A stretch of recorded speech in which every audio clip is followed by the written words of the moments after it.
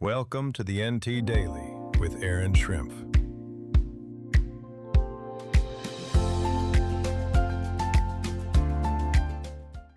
Good morning, Jefferson City. I'm Erin Schrimpf, and this is the NT Daily for Monday, April 27th. I hope everyone had a good weekend and got out to enjoy some beautiful spring weather. Let's get into our headlines from the weekend from your local newspaper. Last week's State of the City and County Luncheon covered a lot of ground, but one of the most talked about topics was housing.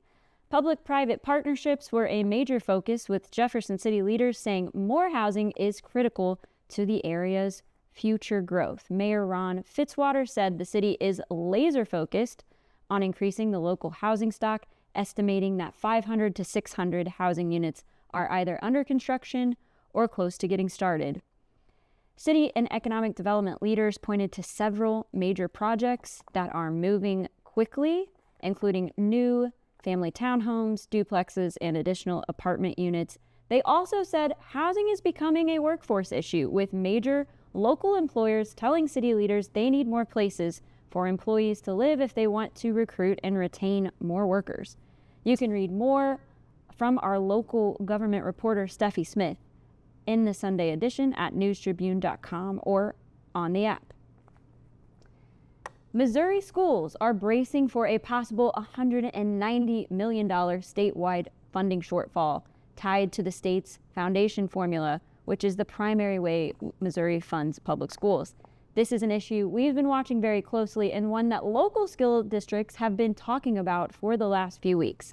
The concern comes as lawmakers debate how to cover that gap. The Senate version of the budget for next year would pull money from a fund originally set aside for capital renovations. But Governor Mike Kehoe has raised concerns about using one-time money to cover ongoing budget needs. Local districts are already preparing for what that could mean. Blair Oaks could come in nearly $200,000 short of expectations, while Cole RV officials estimate a possible loss of about $240,000 in state revenue for fiscal year 27. Lawmakers have until May 8th to pass the state operating budget. We have extensive coverage of this issue from our education reporters in the Sunday edition of the News Tribune, which you can read online at newstribune.com or in the News Tribune app. And with that, we are going to take a quick commercial break, and we'll be right back with more from the NT Daily. St. Louis Carpenters Union has shaped our communities. Through trusted alliances, we deliver skilled professional craftspeople, while our business partners provide the kind of quality jobs that keep our economy humming. It's a blueprint that has worked since 1882. Turning Missouri into a right-to-work state stalls progress, wipes out jobs, and kills momentum. Right to work is wrong for everyone. Let's keep Missouri moving forward. Visit carpdc.org to learn more. We have a severe weather alert to report here.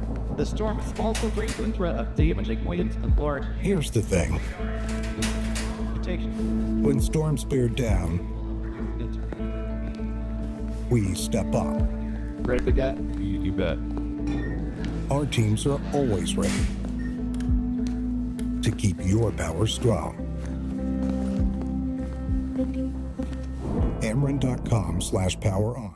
The 9th annual Power of the Purse event brought rows of purses, a runway show, and a big crowd to Capitol Bluffs Event Center, all for a good cause. The fundraiser benefits the United Way of Central Missouri, which supports 26 partner agencies focused on health, education, financial stability, and basic needs. This year's event featured 95 bags and purses in the silent auction, another 14 purses in the live auction, plus a jewelry and wine pool. Event chair Adrian Heckman said the fundraising goal was $50,000 and about 320 people attended.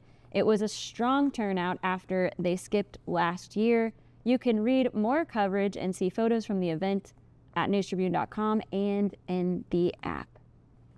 More than 100 Lincoln University students were recognized last week during the university's 2026 Honors Convocation, celebrating academic excellence, distinction, and achievement. Our coverage featured one of those students, Savannah Contreras, a junior psychology student with a minor in creative writing and a hometown Jefferson City native. She is a graduate of Capital City High School. Contreras was recognized for outstanding academic performance in the humanities, has a 4.0 GPA, received the Blue Award in Creative Writing from Lincoln's Department of Humanities and Communications. She also recently traveled to New Orleans, where she read 5 of her poems at the convention for the Sigma Tau Delta, the International Collegiate English Honor Society. The ceremony also featured a message from Minnesota Supreme Court Chief Justice Natalie Hudson. Hudson is a Jefferson City native, the first Black person to lead the Minnesota Supreme Court, and both of her parents are Lincoln alumni. She grew up just a few streets from campus. You can read more from our reporter Liz Garcia at newstribune.com. In today's Monday edition, you can read about how St. Mary's Hospital Auxiliary is preparing for a busy spring season of community events and volunteer opportunities. Upcoming highlights include scholarship applications, hospital volunteer orientations, and a May fundraiser, followed by the annual ice cream social that is held this summer at St. Joseph Cathedral Hall. You can find a full event schedule and ways to get involved now in the community section of the News Tribune in today's Monday edition and in the News Tribune app. And since it is Monday, if you're anything like me, you might need a little extra caffeine to get the week started, so go see our friends at Coffee Zone. That's where I like to stop for my first cup in the morning, and if I'm not getting a latte, I'm probably going for the hazelnut flavor for coffee. It is also a favorite spot of everyone here at the News Tribune, and soon you'll even be able to find an NT Daily collaboration mug with Coffee Zone for sale, so stay tuned for that. It was a big weekend for the Jefferson City Lady Jays girls soccer program. Jefferson City defeated Hickman 1-0 on Saturday to win the Southwest Missouri Shootout. Katie Mullen scored the lone goal, and Liz Miller recorded her 3rd shutout of the tournament. The Lady Jays outscored opponents 5-0 across 3 games and got a little payback after falling to the Hickman Coupies earlier in the week in conference play. Jefferson City is now 7-7 and will return to CMAC play Tuesday against Sedalia Smith Cotton. And on the baseball side, several area teams continue to make noise in the state rankings. The Blair Oaks Falcons moved up to number 2 in Class 3, while Russellville climbed to number 6 in Class 2 in the latest Missouri High School Baseball Coaches Association poll. St. Elizabeth remains number 1 in Class 1, and Fatima holds steady at number 6 in Class 3. Helias dropped out of the top 10 for Class 4, which brings us to an exciting week of local high school baseball and rivalry week for some of our baseball teams. Blair Oaks will host Helias tonight in a rivalry matchup at Blair Oaks, with varsity scheduled for a 5 p.m. first pitch. Blair Oaks Soccer is also at home tonight against Stover at 5:30. California Girls Soccer is at home against Crocker with a 5 p.m. start. And after tonight, Helias Baseball will turn around and head to Capital City for another rivalry game on Tuesday at 5 p.m.